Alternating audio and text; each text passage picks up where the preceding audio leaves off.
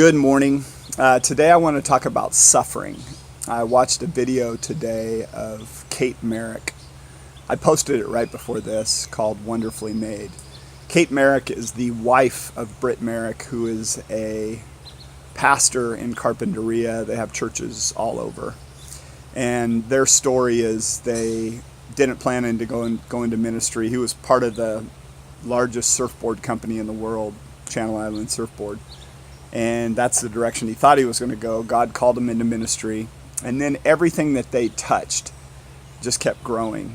And they felt unbelievably blessed.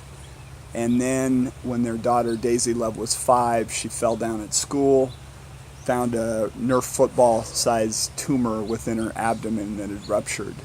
And then Britt and Kate decided to take their entire church and anybody who watched on YouTube through their journey of a child with childhood cancer and the suffering that they went through and the questions that they went through and surgeries that they went through, and the realness of that is what drew me in.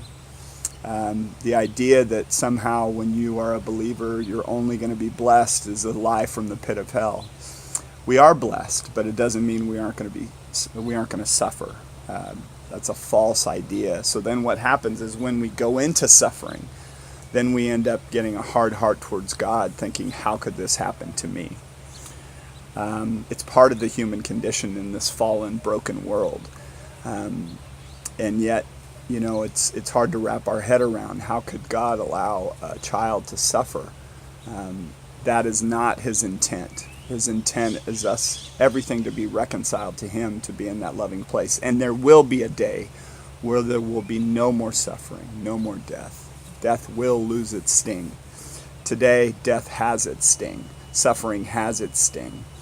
And their message is that they went through 2 years after their daughter died after 3 years of suffering through cancer. And then they went into a place for a couple years, she said it was like Job experience of, God, why? Why is this happening? They felt the most blessed to the most cursed in that time period. And yet, how come our daughter and not their daughter? All these things that go across the realness of that.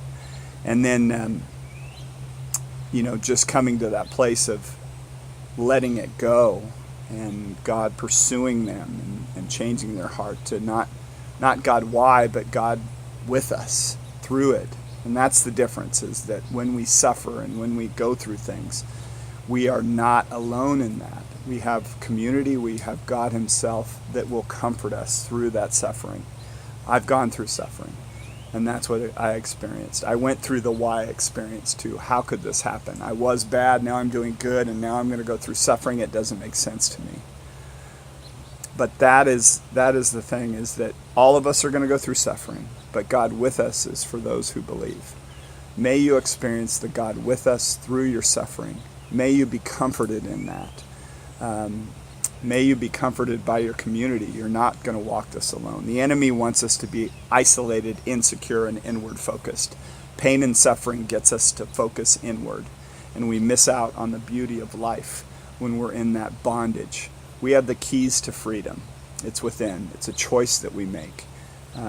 May you experience that today. God bless y'all.